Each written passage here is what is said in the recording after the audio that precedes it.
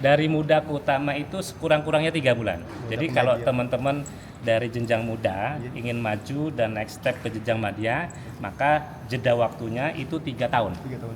Dari madya ke utama jenjang waktunya 2 tahun. 2 tahun. Ya. Izin Bang, kalau persyaratan untuk mengikuti UKW sendiri seperti apa Bang? Ya, yang pasti pertama wartawan kalau jenjang muda yang bersangkutan sudah dinyatakan dan dibuktikan bahwa sudah melakukan tugas jurnalistik sekurang-kurangnya 6 bulan. Nah, kemudian ada persyaratan administrasi lain bahwa dia bekerja di perusahaan pers. Perusahaan pers yang mana? Yang sudah berbadan hukum. Dengan dibuktikan legalitas badan hukumnya berupa akta notaris. Akta notarisnya juga harus jelas, bukan akta notaris perusahaan perorangan. Tapi akta notaris berbadan hukum usaha yang dinyatakan di situ ada komisarisnya, ada dewan direksinya. Nah, baru itu boleh. Dan itu berbadan hukum yang dibuktikan dengan SK Kemenkumham. Izin Bang, ini dari Alfian dari radarbanu.id menanggapi yang tadi nih. Bagaimana langkah PWI mendorong rekan-rekan jurnalis untuk mengikuti UKW ini? Oke. Jadi kita terus mendorong, mengajak setiap kali ada kesempatan UKW, kita memberikan surat secara resmi kepada media-media yang terdata di Kalimantan Selatan, baik cetak, online. Kalau PWI batasannya hanya media cetak dan online, tidak bisa melakukan UKW terhadap jurnalis berbasis platform televisi, karena ini ranahnya Ikatan Jurnalis Televisi Indonesia. Nah, kita berikan surat, kita berikan kesempatan siapa yang mau ikut. Nah, karena kita sudah punya database yang cukup banyak wartawan yang berkompeten, nah ini kita terus dorong. Boleh dibilang sekarang ini yang muda hampir kalau dibilang dengan jumlah proporsi wartawan sekarang mungkin udah sekitar 50%-nya yang sudah dinyatakan berkompeten, yang itu dihasilkan oleh PWI. Jadi kita surati secara resmi biasa. Izin Bang. Dari Rosa dari kakinews.id mau nanya Pak, PWI sendiri bagaimana PWI sendiri menjaga integritasnya dalam penilaian terhadap peserta UKW ini agar tidak diintervensi gitu. Oke.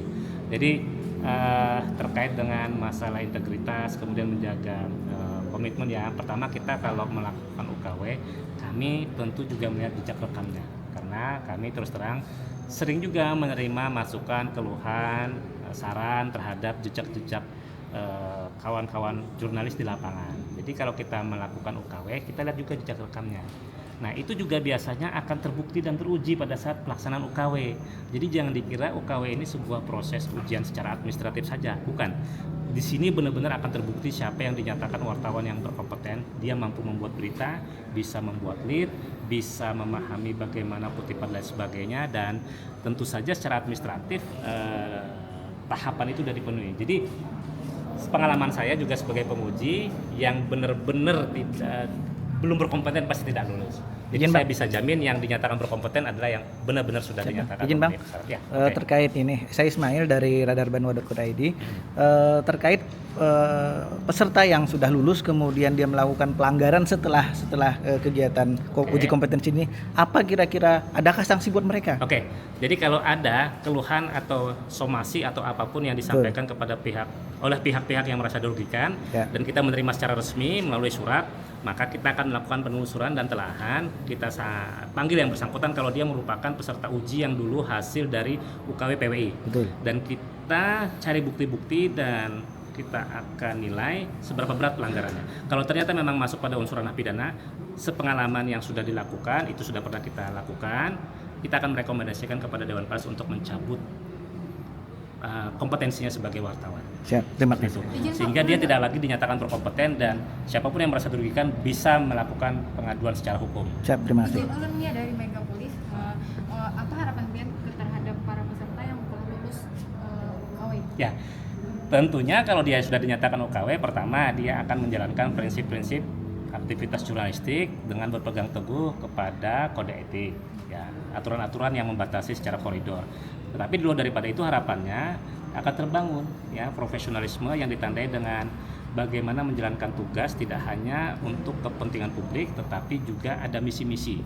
Misi-misi itu tidak hanya misi secara bisnis, tetapi juga misi bagaimana membawa suara-suara publik ini menjadi sebuah isu yang itu menjadi produk berita tetapi berada pada koridor. Sehingga harapannya dengan seorang wartawan yang berkompeten, dia profesional, dan dengan profesional dia bisa menjadi ujung tombak dari kepentingan publik itu tadi untuk bisa memperjuangkan hak-hak masyarakat. Terakhir Pak, program PWI sendiri selain dari UKW apakah ada untuk menunjang? Oh ya, Oke, kita tidak hanya UKW ya, yang terus kita lakukan, kita memberikan edukasi literasi. Bukan hanya kepada teman-teman media, bukan hanya kepada teman-teman jurnalis, tapi kepada stakeholder kita.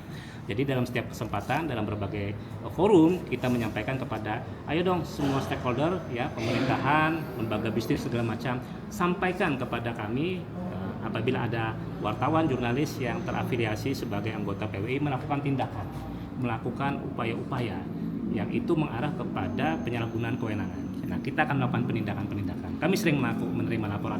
Tapi kalau dia bukan anggota atau bukan bagian dari kepengurusan, kita tidak bisa meranah itu. Tapi kalau dia bagian dari kita, anggota, kita akan melakukan pembinaan. Jadi edukasi, literasi terkait dengan kode etik dan lain sebagainya itu menjadi atensi serius dari PWI Kalimantan Selatan. Ya, makasih Bang atas Oke, kesempatan yang terima kasih ya. Bang. Izin boleh Oke, nama saya Toto, ya saya jabat tadi sudah disampaikan Sekretaris PWI. Boleh disimpan nomor saya 0813 Siap. 49 311 503. izin Bang nanti ulun chat untuk Silakan, jika silakan. ada yang Ya. diperlukan lagi Bang. Oke, ya. Oke, Bang.